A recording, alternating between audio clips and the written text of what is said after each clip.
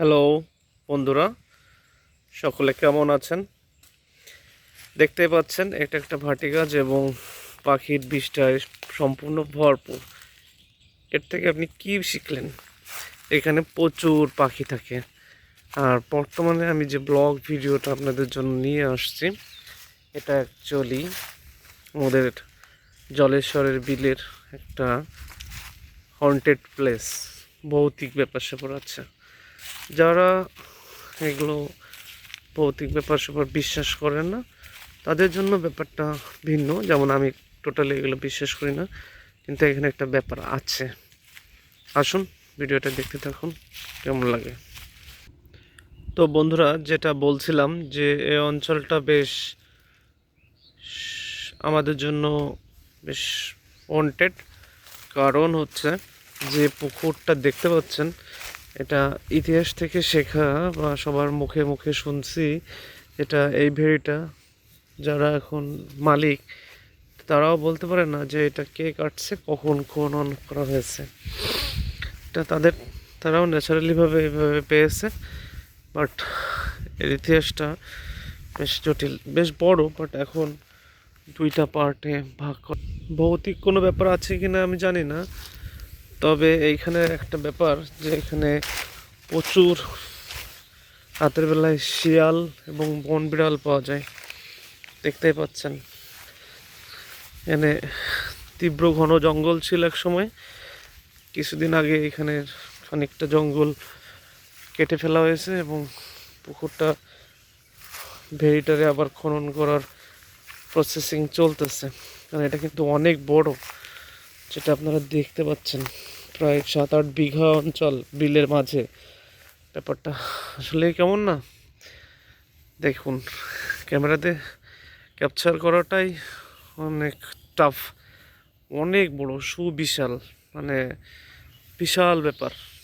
বিশাল বড় ঘন বন ছিল, এখন যেটা নাই। তো আমি একটা ইতিহাস শেয়ার করি। আমাদের এইখানে একবার এক রাতে 4টা বাঘঢাসা ধরা পড়ছিল এবং 1-2টা মারা গেছিল ইনস্ট্যান্ট ইলেকট্রিক শক খেয়ে। কারণ তারা ভেড়িতে মাছ, বড় বড় মাছগুলো তারা ধরে খেয়ে ফেলে। এটা হচ্ছে এই বাগডাসাগুলোর মূল কাজ। তো এখন শুকনোর সময়, বিশেষ করে এই ফেব্রুয়ারি বর্ষার শুরুর আগ পর্যন্ত এইটা মোটামুটি শুকিয়ে যায় এবং কৃষক ভাইয়েরা এই এখানে হচ্ছে আপনার ধানের চারা রোপণ করে, যারা পাঁতো বলে। তো দেখতে পাচ্ছেন এর উপরে হাঁটতে কিন্তু বেশ মজা, পা দিলে ঢেবে যাচ্ছে, ভালোই লাগতেছে। কলমি শাক, প্রচুর কলমি শাক এখানে, কাদাও আছে। হায় হায়, আমি কিসের ভিতর নেমে গেলাম। তো দেখতে পাচ্ছেন একটা বক উড়ে চলে গেল। আর এটা এখন 2 পার্টে ডিভাইডেড হয়েছে।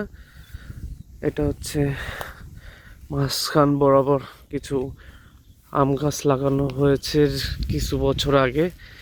বাট বিশ্বাস করেন, এই অঞ্চলটা রাতের বেলায় আর শিয়াল, বন বিড়াল, বিভিন্ন বাঘটাসা এদের অভয়ারণ্য হয়ে ওঠে। এবং এখানে কিন্তু অনেক বড় বড় সাপ আছে, আমি দেখেছি, শুনেছি। তো এটা হচ্ছে আসলে আমাদের জলেশ্বরের যে বিলের মাঝে অবস্থিত জায়গাটা, খুব নিরিবিলি, বেশ হন্টেডও। দেখতেই পাচ্ছেন, দেখুন এখানে কে একটা মাছ ধরার জন্য কি পেতে রাখছে, ঘুনি বলে। দেখা যাক কি মাছ আছে।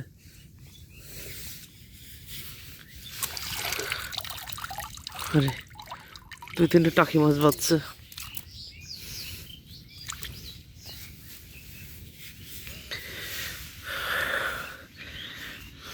তো দেখতে পাচ্ছেন